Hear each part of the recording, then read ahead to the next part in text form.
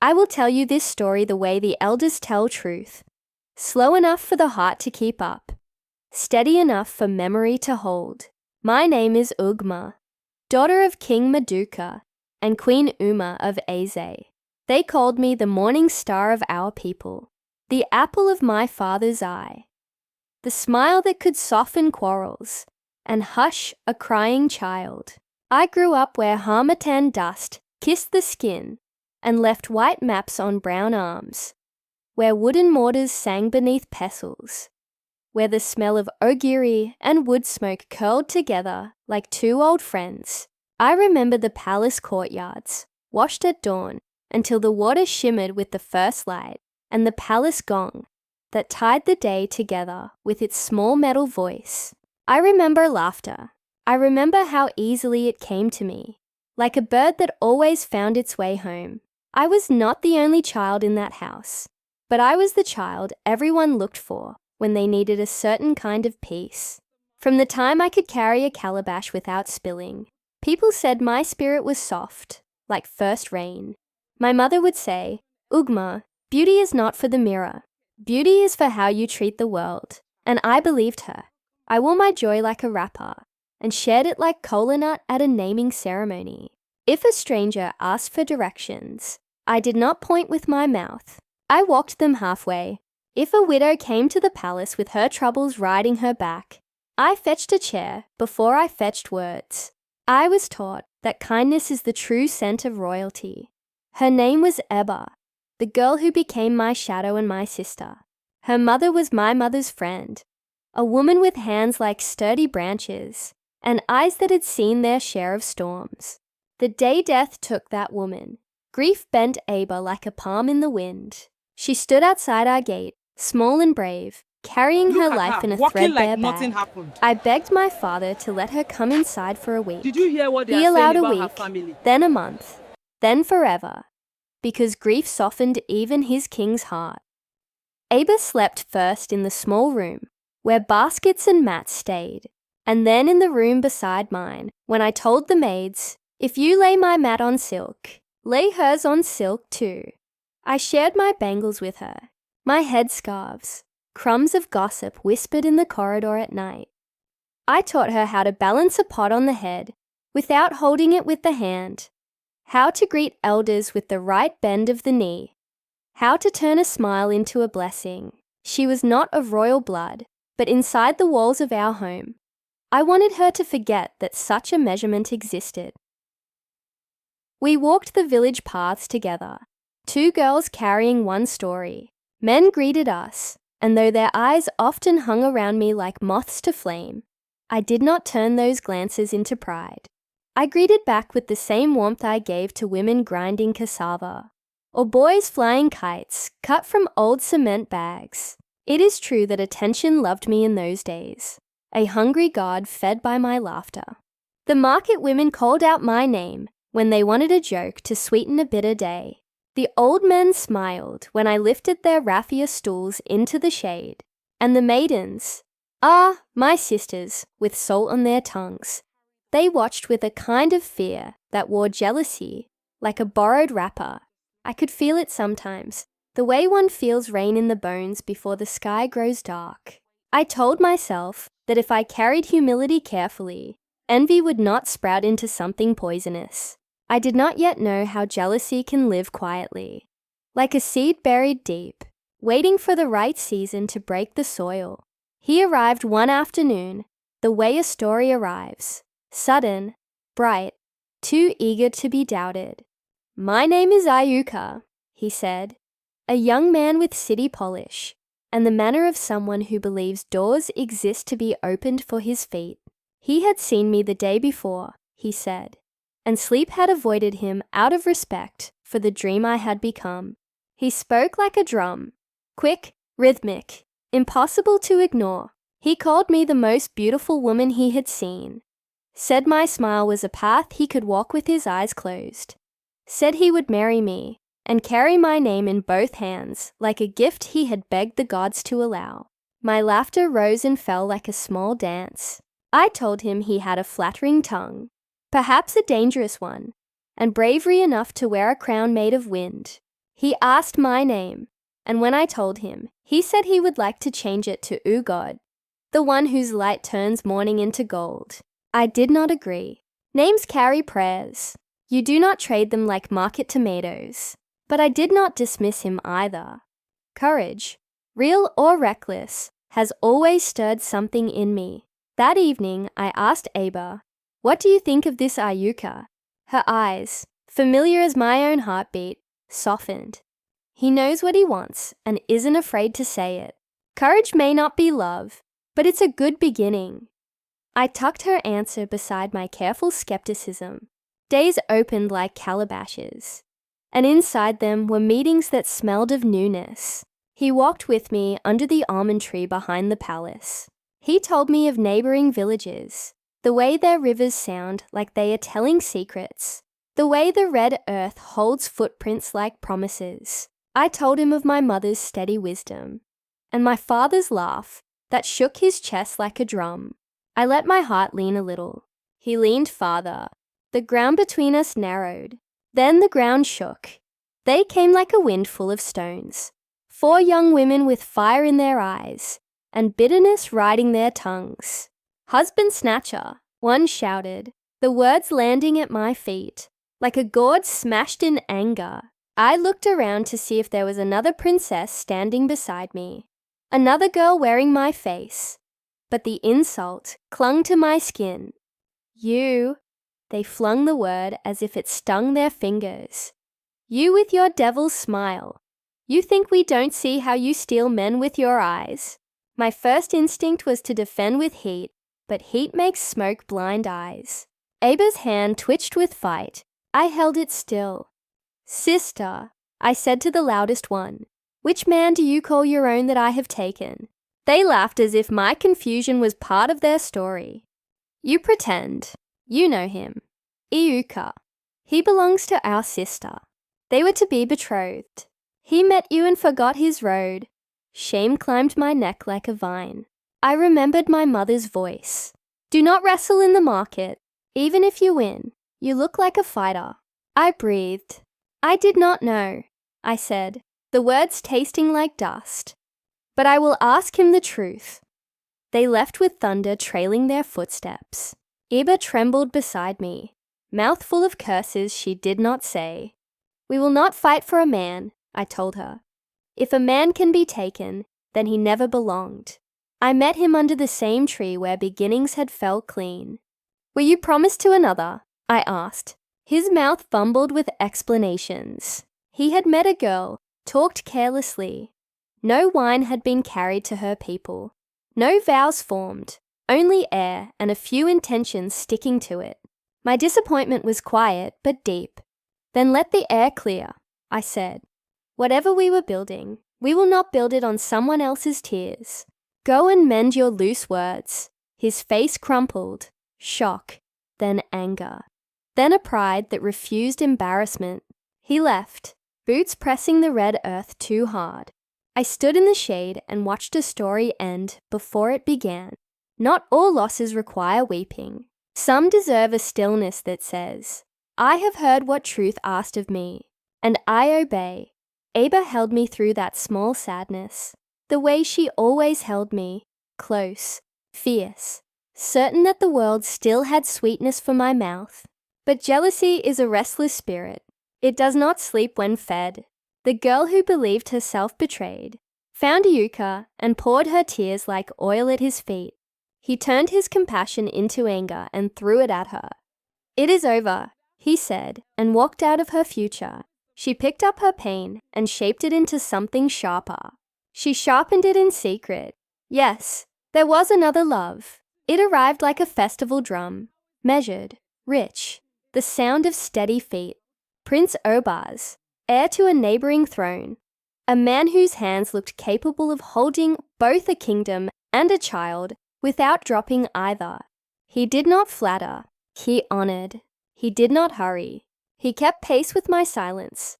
When he invited me to meet his friends, I wore a wrapper the color of ripe plantain and a laugh I trusted. The palace we entered smelled of polish and power. We sat to eat.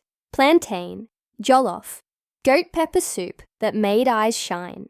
I lifted a spoon. An ugly wind rose from beneath the table, souring the air. We paused. Shame did not know where to sit. The stench passed. We tried again. Then thunder from nowhere. Another burst. Louder. Did you hear what they are saying Pointed about her directly family? at me, by the eyes of every man in the room. He crawled into my face and lived there. I could not speak. I could not disappear. In a world where women are taught to clench and smile. I failed the lesson. His friends left, with their pity held like kerchiefs to their noses. Obaz stared at me, as if he had just discovered a flaw in an otherwise perfect gift. "Why?" he asked, anger turning the edges of his mouth hard. "Why shame me in front of my friends? I wanted to borrow a better body. I wanted to explain what I didn't understand. My apology was a small bird in a storm. I ran. On the way out, they looked at me the way men look at a fallen idol. I reached home with my dignity, dragging behind me like a torn hem. Ebba held me while laughter, hers at first, then tears, mixed in the same breath. He will understand, she said. He will remember you are a woman, not a statue, he returned. He forgave. He touched my hair and called the day an accident. In that moment, when tenderness should have folded us back into one cloth, my body betrayed me again. Another burst. Loud, indecent.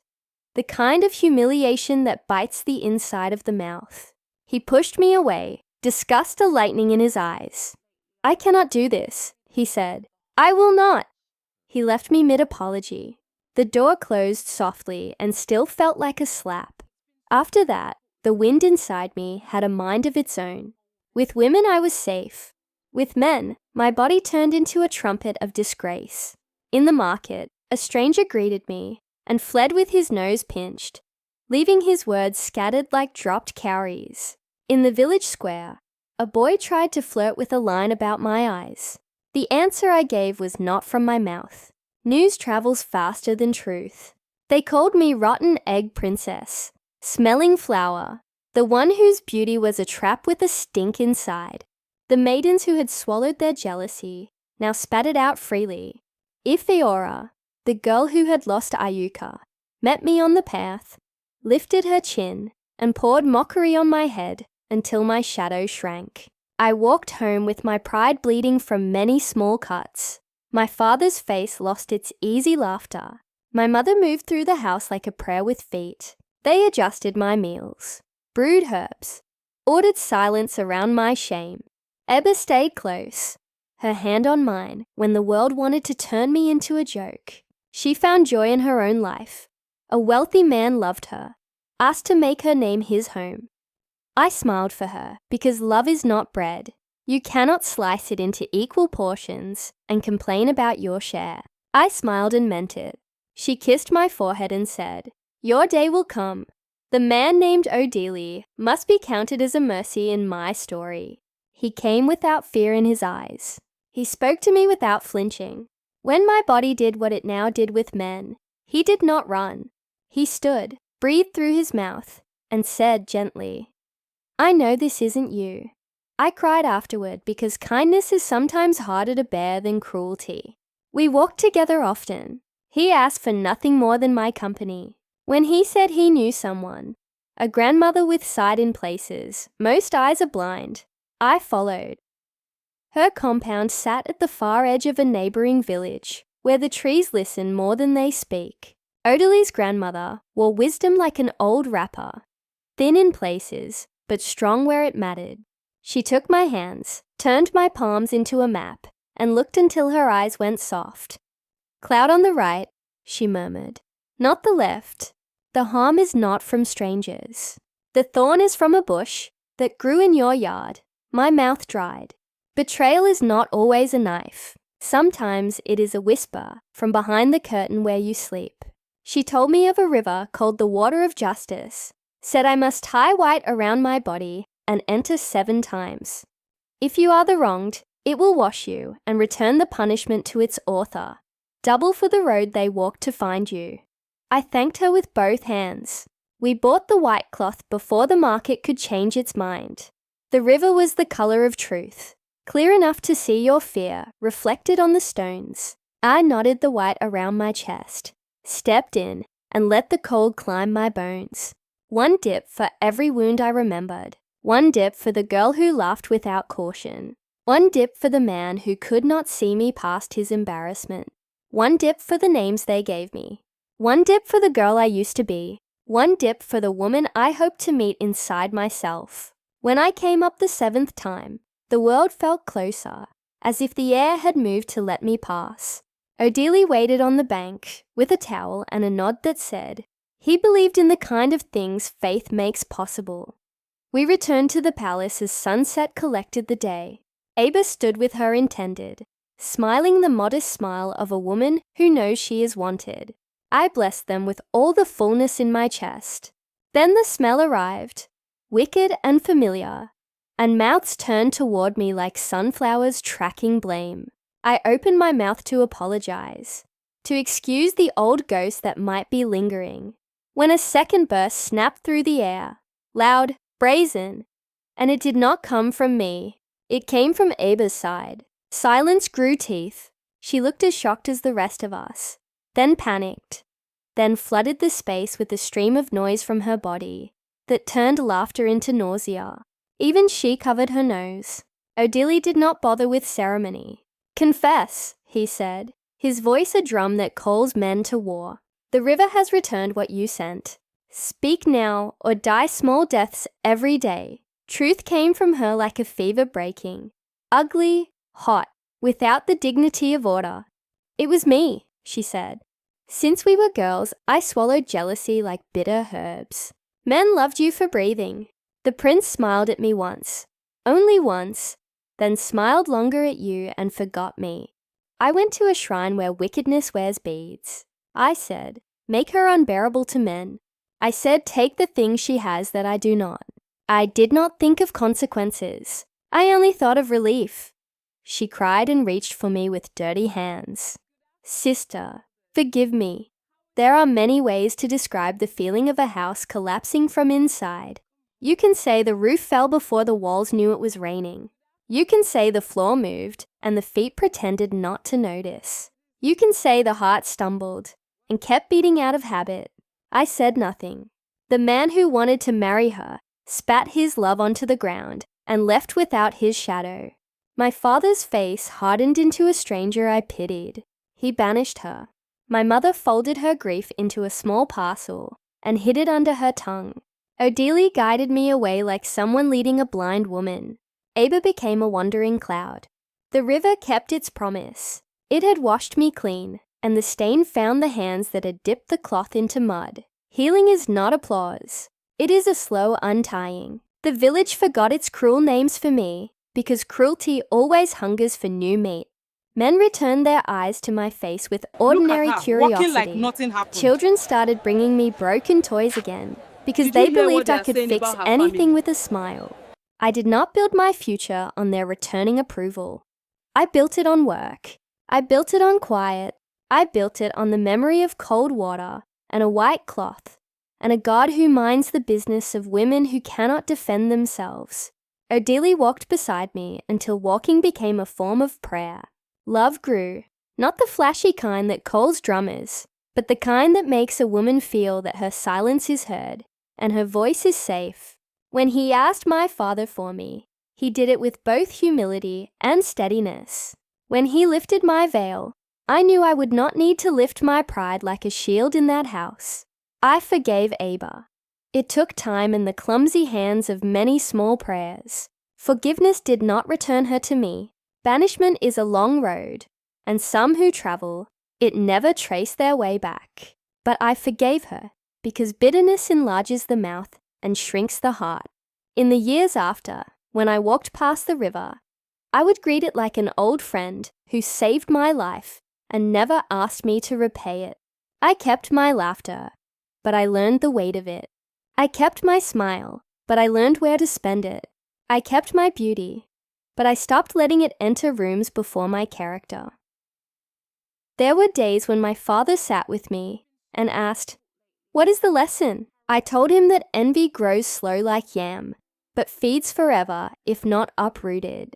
I told him that people will worship your light until it warms what they want, then blame it for burning what they hid. I told him that I would raise my daughters, if God allowed, to be women who bless another woman's harvest without counting the beans in their own pot. He nodded and said, "Then I did not fail as a father. If you ask me what remains after the wind, I will say, a woman who knows her name. The morning star, they called me, but I do not shine to be seen anymore. I shine to see myself, the ones who love me rightly, the ones who love me until jealousy knocks, the ones who cannot love me because they cannot love themselves. I have learned that dignity is a full bowl you hold even when the crowd jostles. I have learned that laughter can be a prayer if you offer it clean. I have learned that no affliction sent in secret survives the river of justice. Not in this life, not in the next. So hear me, my sister, who is listening in a small room with the window open to the evening. My brother, who is tired of being strong, among men who mistake hardness for honor. My mother, who thinks her best years are already behind her. My daughter, who will grow into a world that pulls at her from all directions. Guard your heart when they praise you, for praise is sweet wine. Too much and you forget your feet. Guard your mouth when they mock you, for mockery is smoke. Blow it away, or you will cough until you cannot sing. And when jealousy comes knocking, in your chest or at your door, do not feed it. Send it to the river before it learns your name. I was a princess long before they placed beads on my head. I remain one now without the crown, because princess is not a title you inherit. It is a way you carry your humanity in the marketplace, at the river, in your kitchen when no one is watching. I am Ugma, daughter of Maduka and Uma, wife to a man who chose quiet goodness, sister to a girl who loved me badly and taught me what to forgive, woman of a people whose mornings still begin with a gong and a prayer. I have known shame that smelled like rotten things. I have known a river that smelled like clean stone.